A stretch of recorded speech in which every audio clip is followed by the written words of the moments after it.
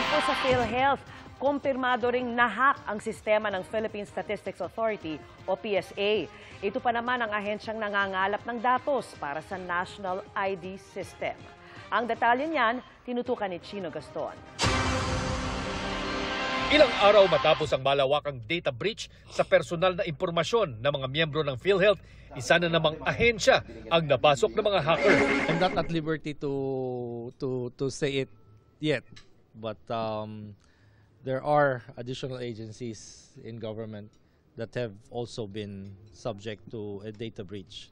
Ako sa tingin ko ito and then for me the correct way sa tingin ko yung tamang ginawa ng yung sinasabi ng Senate. Bigyan natin ng confidential funds or intelligence funds etong DICT for 1 year. 'Di ba? For 1 year, 2,000. Kasi pinag-usapan natin dito 2,000 and next year na budget 'di ba? Bigyan natin sila ng funds. Tapos pag hindi nila nasolusyonan 'yan, you demand for resignation itong maman to. In fairness naman, wag naman yung parang, hindi, wala. Demonyo kayo, wala kayo alam. Wag ganun.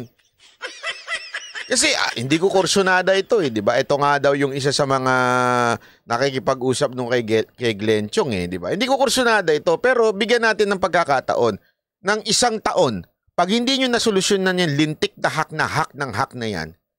Aba sir, mag-resign na po kayo, wala kayo silbi dyan. Sa totoo lang, wala kayong silbi kung nahahack pa rin ang ating mga ahensya ng gobyerno. Malaki rin ang pinsala dahil yung breach is significant. So we are currently waiting for them for that agency to respond to all our requests. We want to try to minimize the damage. And we want to try to help whatever agency these are. Hanggang sa nakumpirma, ang apektadong ahensya ay ang Philippines na nag-iimbak ng personal data ng mga mamamayan, population census at iba pang impormasyon. Nakakabahala lalo't sa PSA kumukuha ang publiko ng kanilang mga birth, marriage at... Oo nga, grabe no, yung hack mismong sa PSA. Ewan ko ba, DICT? Wala naman kayong silbi. Grabe naman yung pagiging nyo. Ay, nako. Anyway. Death certificates at iba pang dokumento. Sa isang statement, sinabi ng PSA na noong October 7, may mga impormasyon mula sa kanilang pinamamahalaang system ang ipinost sa social media. Agad daw silang nag-imbestiga at nakipag-ugnayan sa National Privacy Commission, Department of Information and Communications Technology, PNP at iba pa. Sa ngayon, mukha raw ang naapektuhan ay ang kanilang community-based monitoring system at inaalam pa kung anong personal data ang nakuha doon. Na-hack yung isang yung isang storage facility namin which contains some data collected under the community-based monitoring system. Ang practice namin dito is that naka-separate talaga siya. They are on a separate data center, yung PhilSys and also the civil registry data. Nagsasagawa na rin daw ang PSA ng mga hakbang upang masiguro ang seguridad ng kanilang mga systems at database. Puna ng DICT, bagamat may mga security application ng mga ahensya, lumilitaw na marami ang paso o expired na. Nag-expire yung mga licenses on cybersecurity. Grabe. Pasensya ka na, Secretary Ivan John Uya. Napaka-stupido ng mga tao dyan sa gobyerno. The only reason na hack sila, it's because nag-expire na yung mga McAfee nila. Yun ba? Tama ba ako? Nag-expire na yung kanilang mga antivirus kung ano mang antivirus. Kapapanood kasi ng ORN. Yan, kasi doon kayo nanood ng ORN Ginagamit nyo yung papanood ng ORN. Wag kasi kayo, hindi yung mga, dapat talaga walang biro ito, Secretary. Sabihan mo yung mga tao nyo, bawal iuwi yung mga computer, bawal iuwi. Kasi ang problema niyan, actually kahit nga hindi nila iuwi yung computer Diba? Yung totoo. Kasi, kuwari, meron kang laptop, diba?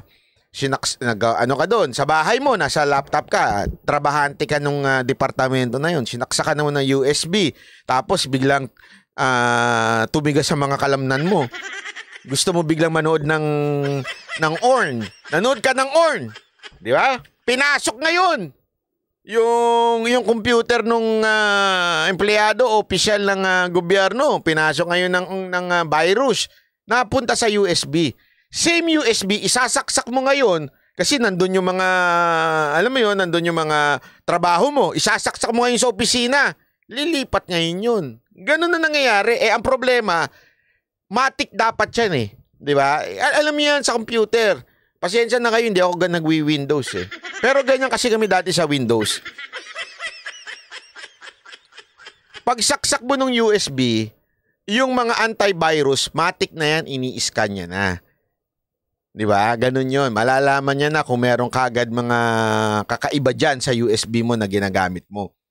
Mantakin mo, kaya pala sila na-hack, dahil expired lang. Napaka-irresponsable. Napaka-irresponsable ng mga nasa gobyerno. Expired lang. Firewall or antivirus nung Abril sa PhilHealth. Marami ho tayong mga ganong mag-expire rin itong darating na taon. Over 700 gigabytes.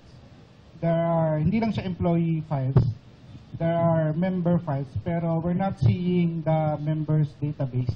Yung grabe, pangalan no? mo and all yung mga availments mo. Wala kami nakitang ganun. We're seeing PhilHealth numbers, parang reportorial to eh. Ayon sa grupong Scamwatch Pilipinas, kung makuha ang inyong personal information gaya ng phone number, pwede na itong gamitin sa pag-access sa inyong social media accounts at mula roon, manghingi ng pera sa mga kaanak at kaibigan. For scenario, na-expose na yung data natin, wala na tayong magagawa. So, pangalawang scenario, gagawin ng mga scammers, gagamitin tong mga ID na to. So, kukuha ng... Identity theft. Oo, identity theft. Ang pangatlong scenario, pwede gawin tong pang-blackmail sa atin. Pwede pag-extort, tatawagan yung mga kaibigan natin o kamag-anak natin, ay si Art na disgrasya, di ba? Ito yung nakatira sa ganitong address. Kaya payo ng mga eksperto mag-ingat sa mga online transactions gaya ng pag-scan ng mga QR codes, pagbibigay ng mga impormasyon sa mga websites at ugaliin ang regular na pagpapalit ng mga passwords para makaiwas na maging biktima ng mga online scams. Ay nako, alam mo, ito lang simple, solusyon yan. Kanya-kanya tayo. Kanya-kanya tayong depensa pagdating mo sa mga scam. Wag ko tayo nagpapaniwala yung mga ganyan, yung tawag-tawag. Wag ko kayo. Ako, personally, dami ho nagme-message sa akin ako ano-ano. Hindi ko talaga sinasagot. Kahit sino pa, nagpakilala yung mga ganyan. Na dati tayo magkaibigan, ganyan-ganyan. Magkaibigan tayo, mga... Hindi ako naniniwala sa ganyan. Kasi sigurado ako yung mga ex ko hindi maghahabol sa akin yun. Eh. Mga ex ko. Hindi, joke lang. Pero yung totoo po, di ba? Wag ko kayo maniniwala pag may tumawag sa inyo. Una-una, kung wala naman kayong binigyan ng number, bakit may biglang tatawag sa inyo? 'Di ba? Kung hindi nyo trusted yung number, wag nyo sasagutin. Lalo na pag si Anharot yun, wag nyo sagutin. Alam nyo, i-scamming kayo nun. Kaya hanggang ngayon, wala pa yung Ray-Ban ko eh. Oh. 'Di ba? In-scam na talaga ako. Ay nako, joke lang ha. Mayan naman, maniniwala na naman yung mga ulikba.